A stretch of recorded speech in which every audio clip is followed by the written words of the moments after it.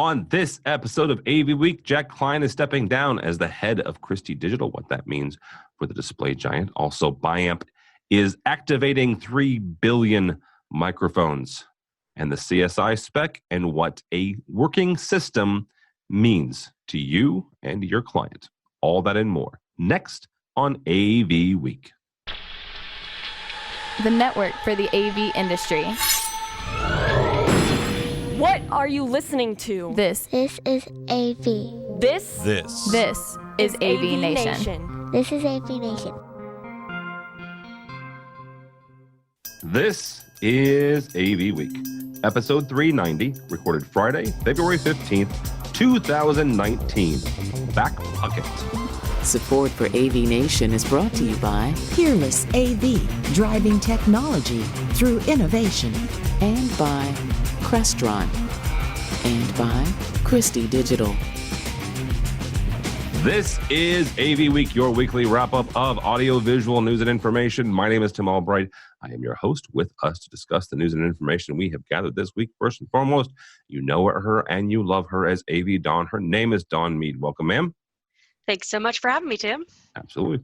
Also with us from AVIXA, his name is Brad Grimes. Welcome, sir. Thanks, Tim. Good to see you again. Good to see you, sir. Got to hang out with Brad for a little bit at ISC. Ren Taylor comes to us from Daylight. Welcome, sir.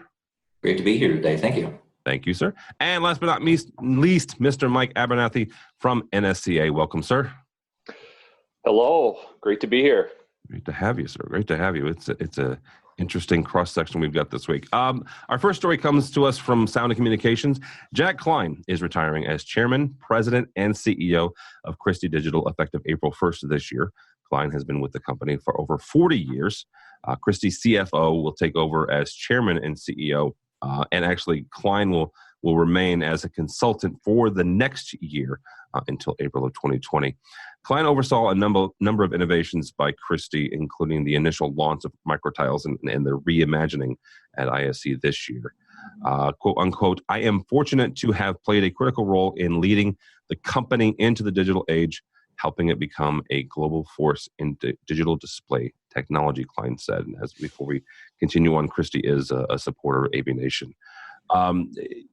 Brad, I want to start with you on this. Not only does Brad work for AVIXA, but Brad's also been covered the industry for a number of years before you joined AVIXA. What's Klein's legacy going to be? What has Christie done over the last 40 years that has kind of led him and to say that he's been proud to head this thing up and the innovations they've done in digital display? Well, clearly Christie's been a bellwether of the industry for many years, and if anything, I've never met Jack personally, but he's being quite modest in his, he's proud of his achievements inside the company, but the company's achieved a lot for this industry, and we've been able to recognize it. A lot of what we believe in right now, that experiences are what bring us all together, and that AV is used to create those experiences. Christie reflects that, and their technology and the way that AV integrators and end users have applied their technology have been instrumental in keeping a lot of what we do front and center in the minds of anybody who experiences AV. So, I wish him luck, and Christie and Jack have been great contributors to this industry. Dawn, same kind of question. You used to be an integrator, but now you're on the tech manager side. What has that both sides of your AV life meant as far as Christie and the impact they've had? I mean, Christie's one of those big brands that just is it's a cornerstone of the industry. There's when you think of the AV industry, there are certain big brands, big display companies, big projector companies, big control companies that just spring, and big audio companies that spring to mind, and Christie's always been one of them. A couple of things that struck me as I read this, first of all, God bless him, 40 years in the same, not just in the same industry, but in the same company. We're going to see fewer and fewer career obits like that in the future, because so many people these days go from job to job, and it's just amazing that he was able to do that and leave such a strong legacy as part of the company. And, my own personal little thing, I was really happy to see he started in the 70s as sales and marketing and then rose to become the king of the world over there. So there is hope if you are listening to this and you are one of our marketing or sales folks. Someday you may own the company. Yeah. You know, it proves that you don't have to be an engineer or the tech guy to work your way up into the leadership positions. You know, anyone with the right attitude and the right wherewithal can do so. And, you know, Mr. Klein, I didn't know him, but I don't know him, but hope you enjoy your retirement. Sounds wonderful. Yeah, he even said one of the other quotes from the article in Sound Communications. He said has spent his entire professional career with Christie, so that is remarkable.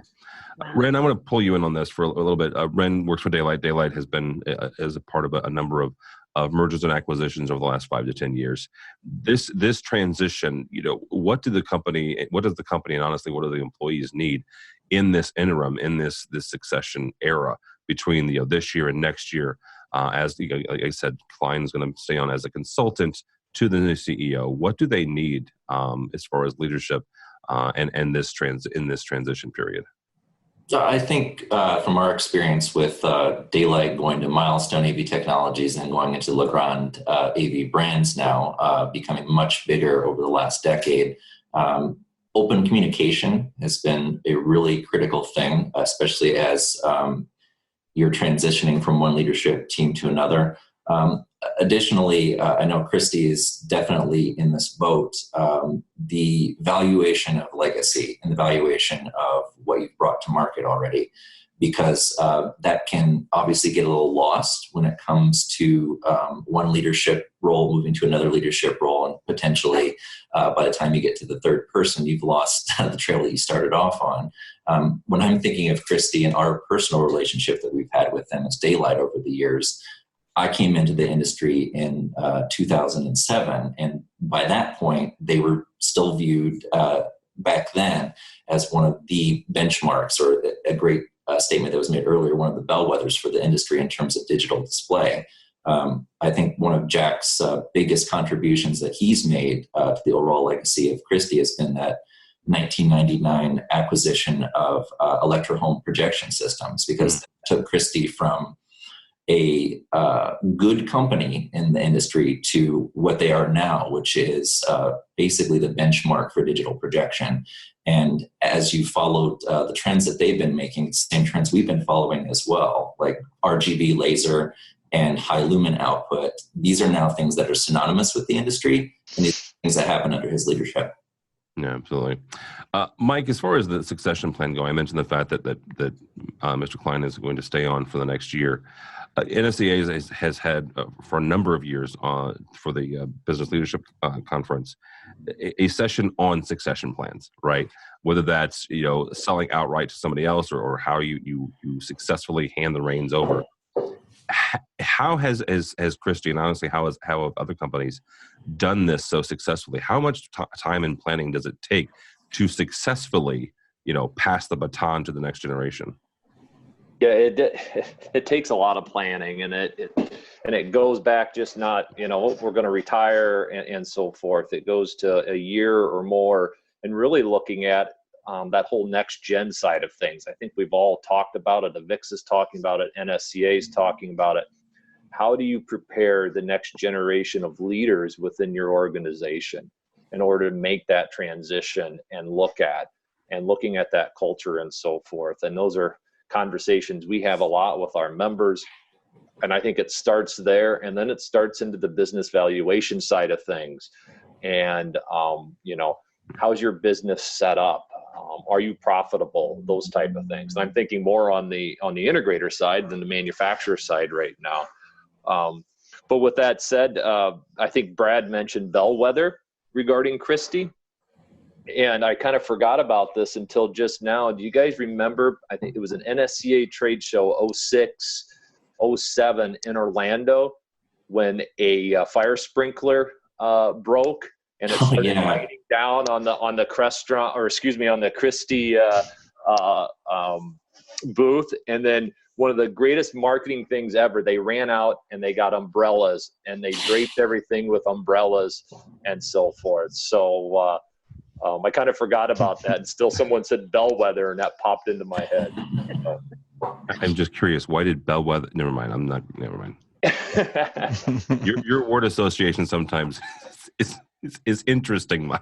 Well, we'll have to talk about that at BLC, I guess. That's all right. Next, we're going to talk about Biamp and their 3 billion wireless mics. That's a B with a billion.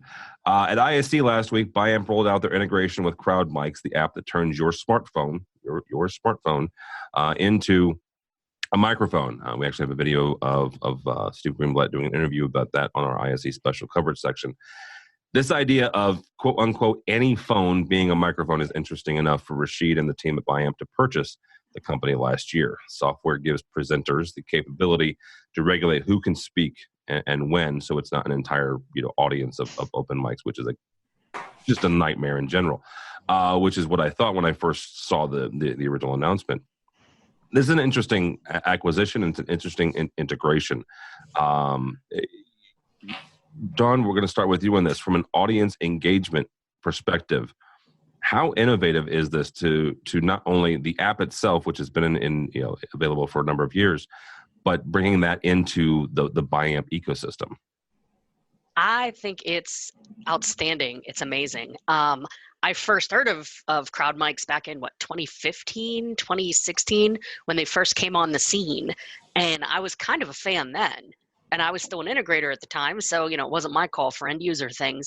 But it's one of those things, you see them at InfoComm or you hear about them at a show, and it lives in the back of your mind. I call them back pocket companies because you got it in your back pocket as an integrator, and then one day a customer has a need, and you go, bam, here's the company. That's what they've been a back pocket company of mine since I first heard about them. I was just sort of waiting for them to mature a little, and since then, obviously, Biamp bought them. I went to an end user, and I'm just thrilled. I'm thrilled that this is a possibility. Not because I want to see the traditional microphones and traditional speaking systems go by the wayside, but in a large corporate environment, much like the one that I now work for, my corporate overlords, we have these events all the time. And we end up having to pull in staff to run around with the 2 little microphones or set up the 2 little things and have people coming in and out on the aisles to try to talk or ask questions or just talk very loudly and anyone that's dialed in remotely can't hear. And then we also spend money corporately on apps that let you do polling and apps that let you do this and that. And the great thing about Crowd Mics is that they have polling built in. They let you use your own phone as a microphone. Like you said, the speaker can moderate and sort of, it'll put our techs out of business running mics around, and they will be delighted by that. And, investment-wise, I don't know what they're asking for it. I could see my company paying for it as long as security vets it. This is a phenomenal product, and I'm so excited that Biamp bought Crowd Mics, because we use Biamp, and now hopefully we'll be using Crowd Mics at some of our bigger events. So, yay. Ren, from honestly, from a technological standpoint, what other consumer devices can we see being incorporated into commercial AV spaces? Because let's be frank, they're taking a cell phone, right, or any sort of mobile device. I shouldn't limit it to a cell phone, but in essence, that's what they're saying is you can take a cell phone and turn it into a microphone. What other devices are we going to be able to see? Yeah, it's a great question. So not to pull the curtain fully back on Legrand's R&D program. No. Yeah, I'm not asking you for you to either of us in trouble here. No, I think, we're big proponents of, bring your own device and making everything as cohesive in the IT infrastructure as possible. And this particular thing that Biamp's doing is really interesting, I think, because it takes AV down to the ground level, which I think is where we want to live a lot of the time.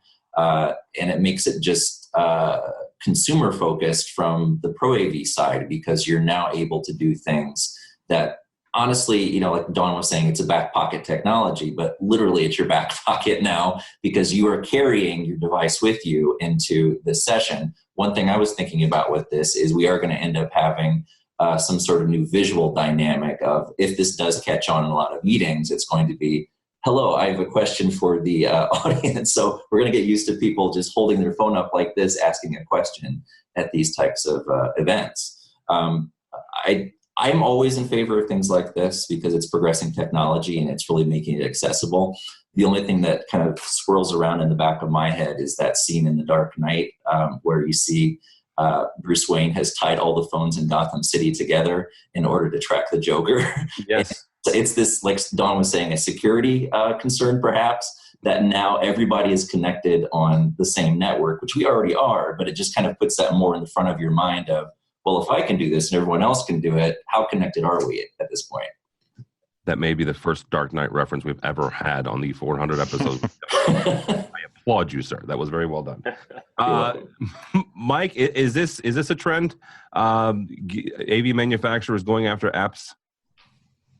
Yeah, as we were kind of chatting earlier, is this takes Biamp beyond, AV and beyond the market that we know and that we're all active. I think it will become a trend. I think more and more manufacturers will go after apps, go after other ways to, that connects to these devices here. And it should be interesting. Brad, you're probably seeing it too on your side as well. And when you're working with folks. Yeah, I like, to be honest with you, I like the creativity of the solution. I just like the fact that, this type of technology exists, and we'll see how it's actually used in the real world. I like that it's very UX focused. It's how are people living with technology today? How are they interacting with it? And how can we bring that to bear on meeting solutions, presentation solutions, conference solutions? It's the melding of the AV industry with the mobile technology world and whatnot. And I applaud creative uses of technology, and hopefully this will create great meetings and collaboration for all sorts of end users. Well, Brad, talk about that for a second, the UX part, because you guys, for the second year in a row, have a class at Infocom on design, right? So this takes the idea of honestly the consumer electronics design that a lot of AV integrators have been chasing, honestly, since the iPhone came out, and just says here, it is an iPhone, right, or it is an Android phone. You're already using it, so why not use it in your commercial AV deployment? Well, I'm not saying that everything needs to be done through a phone, but it is recognizing the fact that it's part of our lives, and a lot of us execute basic functions through an app these days. I think the jury is out on all the things that we can do through our phone, whether you'll want to do them through your phone or whether you'll want to do them a different way, not just, collaborating in meetings. But we know that the iPhone especially is one of the great UX products. It's one of these things that was really designed, not technology first, but how people work with technology first, or how people interact with technology first. And that's everything about UX. I mean, UX has been around the IT industry for years, and web design, whatever. It's really how people interact with technology. So that's critical to good AV design too. And as much as we talk about experience and starting with end users, it's something that Avixa and Infocom before it, and all our volunteers have been teaching for years, which is to start with the end result and what people are trying to accomplish, and work backwards from the end user so that you get the best result. Yeah, absolutely. All right, lastly, we're going to cover a story from a buddy of ours. Josh Schrago writes in Commercial Integrator about discrepancies in service contracts. As we have a couple times when we've covered some of Josh's articles, we remind folks that Josh is going to law school, and he longtime AV professional, and going back to law school to become a lawyer, and then hopefully come back to the industry and maybe help us all out. But Schrago starts off the piece with the phrase that every AV contractor has encountered. That phrase, of course, is that the integrator is responsible for, quote unquote, a complete and working system. Josh then goes on to say that in AV service contracts, that phrase may be unenforceable from a legal standpoint. Josh goes on to cite that the failure to include something in Section 2741.16 of the CSI, the Construction Specification Institute specification, meant that it is not actually part of the AV service contracts and therefore not part of the system. Let me say that part again, because I had to read that paragraph about 4 times before I got that. What Trego was saying is that if it's not in the section, the 2741.16, which if you've never read a specification or a consultant spec, that's the section where your AV gear lives. If it's not in there, it's not part of the system. Josh writes about either A, including missing items into your quote to keep getting business from the consultant that wrote it, or B, that's a bad idea. In the end, he says, take note of anything missing from the equipment list and fill out your RFIs, your request for information. There's a lot here, Mike. We'll start with you on this. The crux of this is two parts. One of them is making sure that the integrators are protected, right? Make sure that their systems are working and functional, but make sure from a legal standpoint that they're covered. What are the standards for replying to designs and replying to RFIs and filling out RFIs, filling out requests for information, whether that is to the consultant themselves or back to the client? Yeah, so it's interesting. We have this conversation a lot when we start looking at contracts and looking at the CSI master format and so forth. And there's a lot of things in here that can get up and bite an integrator, right, when they're looking at things. And so what we try to do here at NSCA is just making sure that the processes for the integrator, right, that they've got their processes in place, looking at starting all the way from the RFQ and so forth, making sure everything's covered and going back. And we have tools and so forth to help them with that. Another thing we're seeing are these business associate agreements. And Dawn, I don't know if your organization that you work for has any, has that part of the RFQs or the projects and so forth, but things that at the end of the day can take away from billable hours and things like that are part of the project. And those are starting to jump up into, into contracts and those type of things as well. So Chuck Wilson, our executive director, and myself, we try our best to keep an eye on these and find ways to help integrators kind of work through this process. And it's there's a lot out there. Yeah. Ren, I know that Daylight, as well as a lot of manufacturers, have CSI specifications that deal with their specific products. But when it comes to the CSI spec specifically, what are some of the standards that you guys have run into when dealing with your clients, the integrators, when replying to designs and making sure that the I's are dotted and the T's are crossed?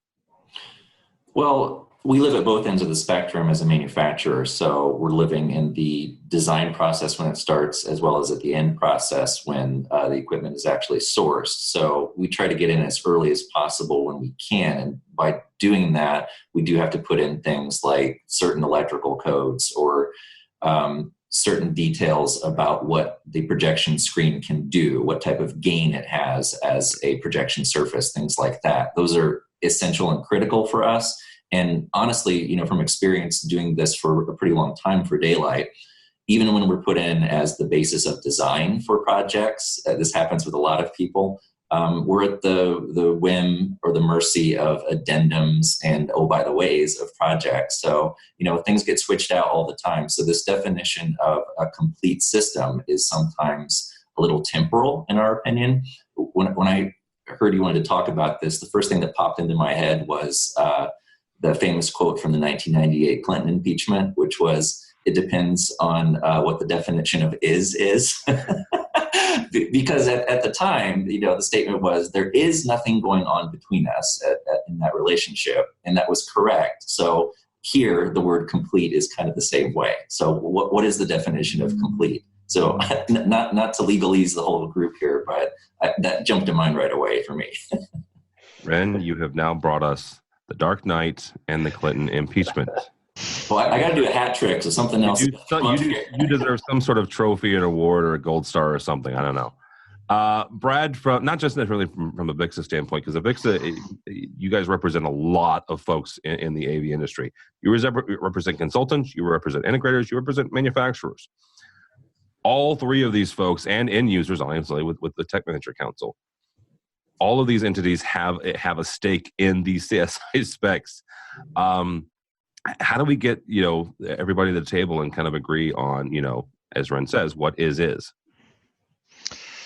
Wow, big question. I mean, I'm both thankful for people like what Josh is going to become, lawyers, and some days sad that we need to count on them to basically do what we should all be doing, which is communicating clearly about what our expectations are on projects, and we do it every day in life. I'm no lawyer, but I am a communications director, and I know the value of getting everybody in a room and clearly defining everything that you're talking about, and putting it in writing, and outlining the expectations. So clearly in every AV project, all this documentation is critical, and we profess that, and we teach our CTSs all of that.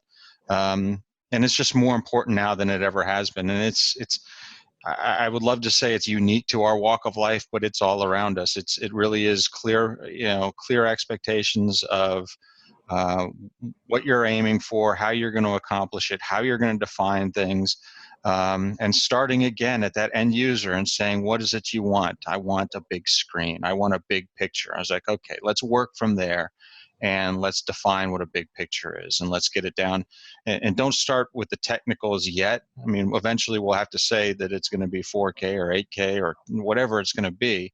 But let's just start with what the expectation is, what the actual real world experience is, and then work back from there. And it's just so critical to communicate it and to just always be talking. And then document it. I mean, clearly you have to document it so that at the end of the day, we can point to something and say, this is how you defined big picture, and this is how you defined an immersive video conferencing experience. This is what we delivered. How do those two either match up or don't match up? And then when there's an argument, then the Joshes of the world will get involved, and they will mediate and lead us all to a successful conclusion. Yeah, absolutely. Dawn, we'll end with you on this. Where can folks like you, and Dawn, again, she's currently a tech manager. She was an integrator for a number of years.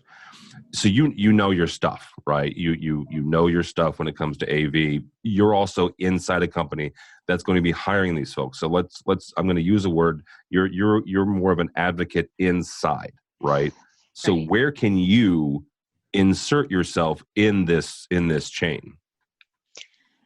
Well, part of it is, since bringing me inside, I'm not just an advocate for AV, but in some ways I function as an internal consultant within the company. So, sorry, Josh, but I occasionally have used this phrase to say, integrator must provide a complete system, because I'm not going to remember every single power supply and every single patch cord. Unless you're a design engineer and that's your job, or a consultant and that's your job, you're not going to remember all the little bits and pieces. That's where this sentence comes in and can be useful. Now, on the other hand, when I was an integrator and even as an end user, I hate this phrase because it's so easy to just shift the blame. So, I don't know what other companies are doing. What I've taken to doing since starting here, when I write my SOWs, and granted, because we generally bid out our AV separate from the construction, we don't have to deal with master spec. It's just an AV SOW, just AV drawings, etc. But when we send out our specs, I include the evil sentence, integrator must provide a complete functioning system. But I also specify, we want these main pieces from these main manufacturers installed and integrated to their standard. So, if you're company A, and this is how company A says to install it with these pieces, do it that way. I also have been asking or requiring all of our bidding integrators to adhere to, of course, NEC and all of the pertinent, building codes, but also AVIXA standards regarding AV integration, BIXI standards, any applicable NSCA standards, going through and as part of your due diligence and stuff that I used to push my owners when I was an integrator into doing is looking what standards are out there and where we as an integrator lack in those standards and following those standards, and then improving it, raising that benchmark and saying, you have to perform at this level or you're not going to get the work. Yeah. This level is minimum performance required, and that includes providing a complete and functioning system to the standards of the industry standards, as well as the manufacturer's suggested, integration for this particular touch panel, for example, or video wall. So in that way, there is a place where the whole point of this article is don't ever use this horrible, unenforceable sentence. Not necessarily. There is a place for it, but you have to, like Brad said, communicate and spell out what you expect that to be. In our case, BICSI, AVIXA, CompTIA standards, those sorts of things. As well as if I provide a little line drawing and say, here's what I want the signal flow to look like, make the signal flow look like that. I know enough to do that, even if I don't remember every little end or cable that you need to include. You should know as the professional I'm paying to include that. So all right, that's my soapbox. No, you're fine. You're fine. But that'll be a good place to end. Thank you all so much. Ms. Dawn Mead, how do people find you? Well, you can find me, of course, here on AVNation.tv, occasionally cropping up on AVWeek, but also hosting the AV Social Show with my dear friend and NSCA employee, Kelly Perkins. Next week, if you're going to be at the PSNI Global Summit, I will be there and looking forward to seeing all of my AV friends that are there. And of course, you can always find me online on the Twitters and other places at AVDawn or Dawn Mead. And I work for the big global military industrial complex at a company that shall remain nameless, so you can't find me there. But AV Dawn, that's always a good place to find me, or AVNation. Yeah, absolutely. And actually, if you're not going to the PSNI Super Summit, you can watch Dawn and me and a number of other of us as we do a panel on PSNI's Facebook page. Actually, it's going to be where it's going to be streamed. So, Mr. Brad Grimes, thank you, sir. How do people find you and or AVIXA? Thanks, Tim. AVIXA is avixa.org or at AVIXA on the Twitters. I'm at, what am I? B Grimes DC on the Twitters. And we've got a little show coming up in June called Infocom, and pretty soon you'll be able to register for that and start getting pumped up for that great show. Excellent. All right. Thank you so much, sir. Thank you. Mr. Ren Taylor from Daylight, thank you, sir. How do people find you or Daylight or Legrand AV? Well, we are consolidating at this point to everything under Legrand AV brands for Daylight, Chief, Middle Atlantic Products, Vadio, as well as some of the other brands that have been part of Legrand for a while, like Luxel. So LegrandAV.com is where you're going to find everything, including all the different brands there. My email address, ren.taylor@legrand.com. And just like Brad said, there's a show coming up in a couple of months. We are deep into it at this point, so we're excited about Infocom as well as DSC coming up here in March. Yeah, DSC comes up the last week of March. A bunch of us will be running out to Vegas for a couple of days, so I'll actually get to see Ren out there. So, Mr. Mike Abernathy from NSCA, thank you, sir. How do people find you or NSCA? Yeah, so NSCA, you can find the team and everything at BLC, Business and Leadership Conference, in 2 weeks in Tampa. So that starts the 27th of February here. So all of us will be there for a great event. But also M. Abernathy at nsca.org and as well as NSCA at nsca.org there. So thanks, Tim. Thank you, sir. I appreciate it. Yeah, we'll be in Tampa for that one as well. February is a bad month for being my kids. Let's just put it that way. Between ISC and the it's an interesting month. For me, for Tim, don't go follow me on the Twitters, but go by the website if you would, please. AVNation.tv.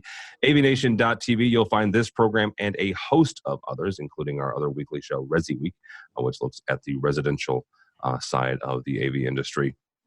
Also, while you're there, you can check out our supporter section. These are the folks who support us financially, help us bring you AVWeek and ResiWeek and ISC and Digital Signage Expo and Infocom when it comes around in June.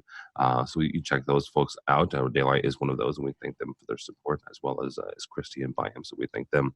Also, while you're there, you can register for our next webinar. Happens March 20th on user-centric design, you sign up for one of our newsletters as well. All that and more at avnation.tv, avnation.tv. Thank you so much for listening. Thank you so much for watching. That's all the time we have for AV Week.